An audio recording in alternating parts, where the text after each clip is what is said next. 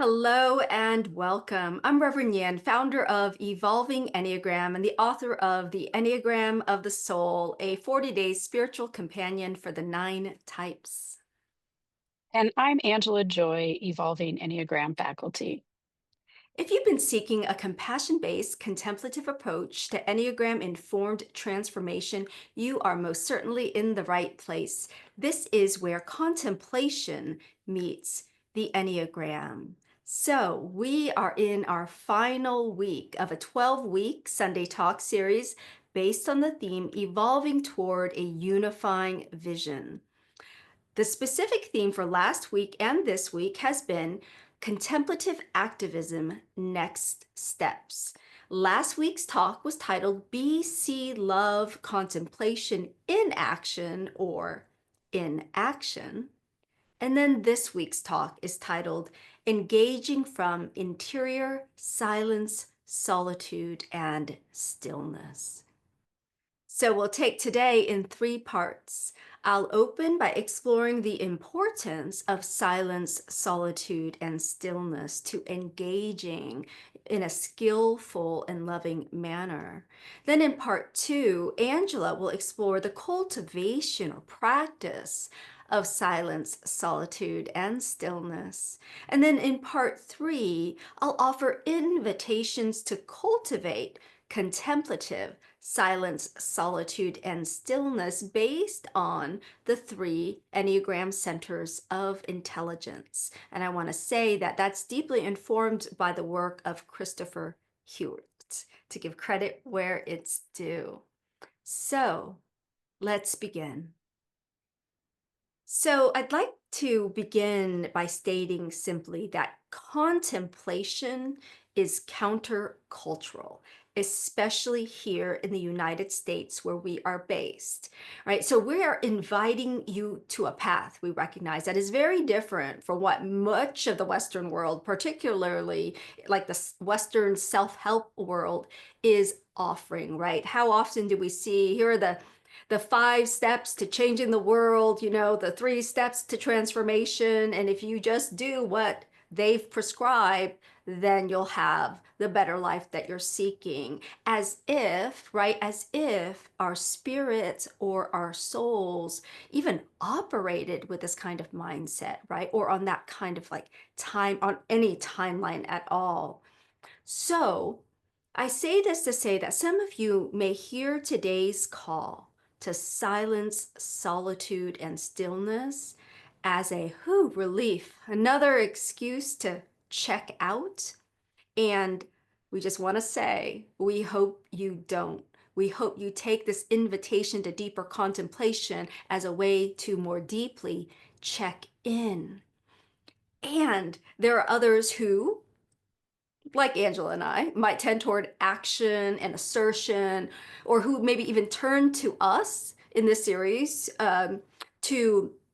to offer some answers around like, what do I do next, right? And who might feel at this moment a sense of urgency and impatience around, well, where are the promised results of these 12 weeks? Or, what are the action steps now that we're on the phase of, contemplative activism, if you will. So what are those steps to get going? And so to speak to that, I just want to offer that again, as the life of soul is highly individual, that your soul is unique and this is a path of soul, it makes sense that there's no like recipe we're here to offer that is going to work like for everybody, right? And frankly, if we offered one, knowing some of you who are viewing this, you probably would get upset at us if we're like, here's the path, right? That's right for all. And so just honoring that you probably wouldn't want us to. And so there could be this reaction first, a part of us, and I know I tend this way because I'm a little bit more of a rule follower. Probably not Angela so much, but tell me what to do and I'll just do it and do it the right way, right? And then the other response is, don't tell me what to do, right? So I just want to honor like there's the complexity of arriving like in this moment. So with this, over these 12 weeks that we hope we have offered you tools and lenses to help you be more of your authentic self, to be yourself, to help you to see more clearly and see the lenses and narratives through which you've been operating. And then ultimately, yes, to help you act more lovingly and bravely in the world. And hopefully, you'll take stock at minimum of where your Enneagram type is biased, even in this moment as you're listening, and try your best to offset that bias, that pull of ego or personality that can actually be counter to the pull or invitation of the soul and what is yours to show up with from your soul level. The most powerful, potent path we know is the one that we continually advocate for here, which is the devoted cultivation of contemplation, not as a place to hide out in, but as a ground of being and even a way of life. So while the ego can fret or ruminate on the question, what do I do now? What do I do now? We believe the answer isn't even always a thought, like an answer of like, oh yes, that's what I do, but a being or knowing that lies in the field of contemplation that we're inviting you to. So today, we not only invite, but this is Angela's suggestion, we challenge you. So our eighth suggestion, we challenge you to go deeper into contemplation so you can go deeper into love and into life. And so Thomas Merton wrote in Conjectures of a Guilty Bystander, there is a pervasive form of contemporary violence to which the idealist most easily succumbs: activism and overwork. The rush and pressure of modern life are a form, perhaps the most common form, of its innate violence. To allow oneself to be carried away by a multitude of conflicting concerns, to surrender to too many demands, to commit oneself to too many projects, to want to help everyone in everything is to succumb to violence. The frenzy of our activism neutralizes our work for peace. It destroys our own innate capacity for peace. It destroys the fruitfulness of our own work because it kills the root of inner wisdom, which makes work fruitful. And then, of course, key to contemplation are the contemplative postures we've been discussing, known as silence, solitude, and stillness. And on that point, Felina Nicole, formerly Felina Heuertz, wrote in her book, Mindful Silence, The Heart of Christian Contemplation, contemplative practices are those that create margin to pay attention to and observe our life. This assumes we have determined to take responsibility for ourselves. It involves some introspection, not for the sake of inner knowledge, but for the sake of living a more skillful life. With self-awareness comes greater understanding of our pain and the way we cause suffering. Contemplative prayer offers an antidote. Through contemplation, we find alleviation of our personal suffering, and we discover how to minimize our infliction of suffering on others. Over time, as we engage in contemplative practice, we become less self-absorbed and able to be of greater service to others. This requires effort and patience. So we take up a contemplative practice to make regular time for this critical observation of reality. Contemplative practices are held by postures of solitude, silence, and stillness. In solitude, she writes, we develop the capacity to be present. In silence, we cultivate the ability to listen. And in stillness, we acquire the skill of restraint or self control. So, with that, I'll invite Angela to talk more about these three contemplative postures and how we might cultivate them. Thanks, Nhien. We can cultivate silence, stillness, and solitude by noticing the relationship between the exterior and the interior elements of silence, stillness, and solitude. So, setting up our lives to have more space of exterior silence, solitude, and stillness, the place we go to, can be foundational to cultivating the interior, or what we might call contemplative silence, stillness, and solitude, the place we come from. In the activation section of Nhien's book, which I have right here, which comes out April 7th, 2025, The Enneagram of the Soul, on day 16, she explores the value of cultivating contemplation through the contemplative postures of silence, stillness, and solitude. She writes, the contemplative postures of silence, stillness, and solitude are aptly referred to as the trinity of contemplation, given their necessity to our inner journey. When we begin, it's easiest to start with external silence, stillness, and solitude. We might take time away from our families and friends, silence our cell phones, and sit down under a tree or on our meditation cushion.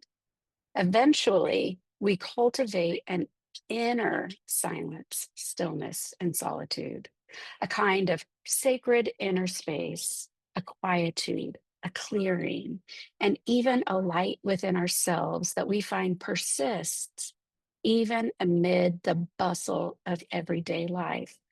It starts to feel like a place we come from rather than a place we go to when we meditate. One helpful way of thinking about these three contemplative postures is that it's not so much about retreating away from the world's noise, people, and activity. Rather, it can be more helpful to think about it as being devotedly silent, solitary, and still towards the divine. And if you find this challenging, you're not alone. It's countercultural, as we've discussed. We live in a world that's geared for busyness, noise, and networking. And that is exactly why this is such an essential practice. No matter what type you are, we need all three postures for the contemplative life. In my life, with stillness, I first have to slow down enough to actually sit down, and it's when my body is still that I notice that inner rev of my engine. And with that seeming need to get up and get going to the next thing that just needs to be done. The stillness invites me to stay with the discomfort of not doing. When I choose to practice solitude and spend time with myself, well, then I actually have to be with myself. As an eight, I'm used to my energy going out toward or even against other people. In solitude, I'm invited to stay here by myself, and with a deep inner awareness.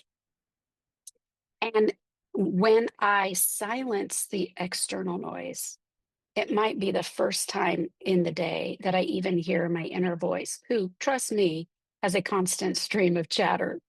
With the external noise, I can drown some of that noise out. Without it, I might realize why I'm trying to drown it out. She can be a mean taskmaster. Silence invites me to quiet this inner chatter. And now I'll turn it back over to Nhien, who will invite, may I say, challenge us to cultivate contemplative silence, solitude, and stillness based on the three Enneagram Centers of Intelligence. When Angela's like, may I say challenge? I was like, that's not how she said it earlier. So I've got to tell you, I just realized this is the last of our 12 together. And so I just want to take a moment before I jump into this to honor how amazing and joyful and tough at times, it's been to work with and grapple with Angela. And part of this is just recognizing the difference in language. you know, she Mm, uses words like challenge and all that, but really I just want to take a moment, Angela, with you to honor the beauty of seeing the fruits of your contemplative practice and how that has not that may have gifted your life, but has certainly gifted mine, and I know ours as a community. So just take this moment. We can all be mm, silent and watch you right now. Love on you in this moment. Yeah, it's really been amazing. And I am so personally grateful for your friendship as well as your wisdom and your strength. And yeah, you just the genius and the beauty you bring to our space. Yeah. So mm, yeah, mm. taking a Thank you. moment with that. Mm. Yeah. Thanks for letting me be here and inviting me into it. It's amazing. So this everyone, I definitely have witnessed the fruits of these practices in my own life and in the life of our community members, our teachers like Angela. And so as I move into this final section, silence, solitude, and stillness for the three centers, again, just remembering that we all need all of them, right? And yet there can be certain ones that can be more challenging actually for us depending on our type. And therefore, if anything, that challenge, to use Angela's word, I'm always like invitation, that challenge, uh, when it's met, can actually more powerfully offset the habit of type, right? Because this really speaks to like where our type kind of clings, if you will. So again, I want to state another person that I feel indebted to is Christopher Heuertz in his book, The Sacred Enneagram. And so this teaching, even in my book, is richly sourced and inspired by his work. And so I do write in the Enneagram of the Soul, quoting him in parts. So this is going to combine both of our languaging here. That interior silence, solitude, and stillness are helpful to everyone on a path of awakening, irrespective of Enneagram type. However, in the Sacred Enneagram, Christopher Heuertz illuminates how each of these are acutely valuable for each of the Enneagram intelligence centers. So, just slowing down right now to hear this. Inner stillness invites body types 8, 9, and 1 to, quote, slow down the initiating energy that drives gut people, creating a sacred pause that nurtures accountable action. So, just taking a moment with that, my special invitation here, if your body type, sorry, challenge of your body type is to slow down. And yes, ideally even pause or stop. But if the first thing you can do is simply slow down your speech, slow down your walking, slow down in ways, then you can maybe just start to slow down to create that pause that then nurtures more skillful action in the world. So during this time, we're about to go into a phase where our contemplative practices in the Enneagram groups, this is the last week coming up, and then there's a week we take off. So there are 2 weeks where there's space that you can really intentionally cultivate the practice of stillness. That's the special invitation if you're a body type. And then I want to elaborate on that a little bit to say that I have found that there's something that comes online when that stillness. How do I say this? The I'll re-say this. What I see in body types is there tends to be a momentum of action, right? Even for nines, believe it or not. And oftentimes, even if you're talking about a momentum of procrastinating or distracted actions, right? But a momentum of action that this pause or this stillness can actually then counter, right? To allow a space for something different to emerge. So moving into inner solitude from my book. Inner solitude can be particularly life affirming for heart types, types 2, 3, and 4, by, quote, and this is from Chris, allowing for a deep experience of being loved, thereby helping heart people to find their inner source of love for the world. Ooh. Notice it's the inner source of love. And for me, as a heart type, I can see how it's almost like even if I'm on a retreat, I mean, there's something of the teacher or the preacher in me, but it's like I have an insight. My first instinct was, I'm going to make this a sermon. Like I'm already like offering it back relationally to the world rather than simply allowing my own insights or inspiration to feed and fuel me. As if having it be valuable for me isn't enough, right? So there's a sense of this worthiness that doesn't have to then relate to another to feel that sense of worth. And I want to also add that for me, the practice of outer solitude, Angela was talking about the difference. The practice of outer solitude is first most, right? Like it's really challenging for me I can find stillness and silence every day, but I tend to not to want to go away from my loved ones.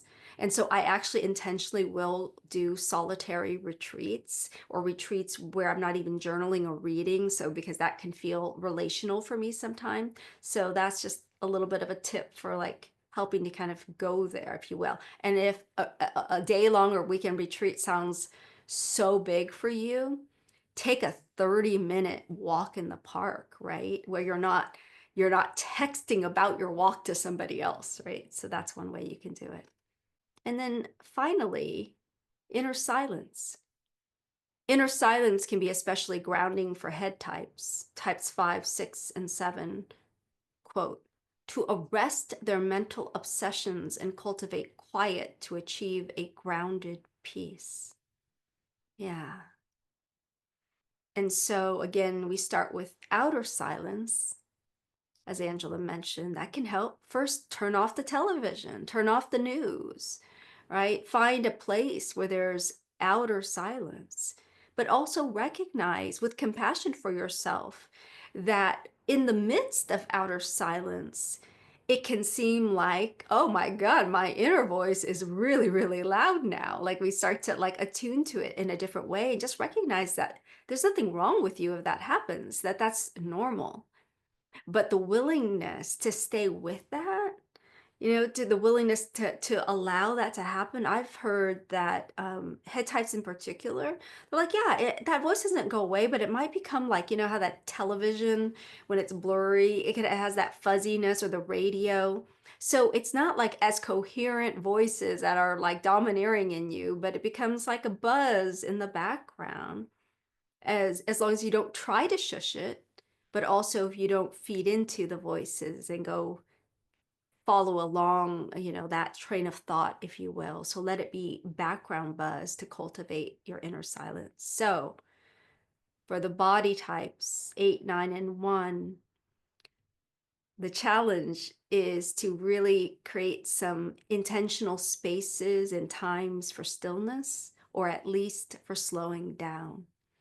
For heart types, cultivating intentional times of first exterior solitude that then allows you to kind of come into a place of like inner solitude, so that when you return to relationship, there's spaciousness inside of you in that relating, rather than like desperateness or neediness. And then finally, the head types, cultivating that silence enables you to not be run by the compulsion of the head type's need for certainty, in order to navigate this world, right? That you can move from a different, maybe more intuitive, soulful place that doesn't require knowing everything or planning for everything in advance. So, with that, I'll hand it back to Angela to close not only today's talk, but this 12-week series. Angela. We're actually going to let Joan Chittister, an American nun and theologian, give us our parting words. She says, contemplation is a very dangerous activity. It not only brings us face to face with God, it brings us as well face to face with the world, face to face with the self. And then, of course, something must be done. Nothing stays the same once we have found the God within. We carry the world in our hearts. Oh, Mm, thanks. and Namaste. so we do. Thank you, everyone. Thank you, all of you, for joining us as well. We hope to see you next term. Angela won't be on the Sunday talk, but she's definitely a core part of our community. So if you're in our groups, you'll get to see her. So bye, everyone. Um, Hey there, it's Reverend Yin again. I am hopping back on to say thank you to each one of you who have joined us for this 12-week journey. And I know that many of you have been here even longer. It's possible as well that some of you are finding us like today on this like final leg of the 12-week journey. And I want to say that I hope if this invitation to deeper contemplation calls to you, that you will join us in spring term for CPE. There is a 12-week series that is actually going to be inspired by writings from my book, The Enneagram of the Soul. Our focus will be the care of the soul. Oh, look, Angela's lifting the book. Here it is, and I highly, highly recommend it. So great. Pay you later. No, just kidding. So but truly, so it's going to be, I'm really excited obviously by this coming term, but by the idea of having fellow companions on the journey as well. So we hope to see you in our contemplative practices in the Enneagram groups. The link to that will be in the captions. So hopefully we'll see you live this term and not just here on YouTube. Many blessings. Bye.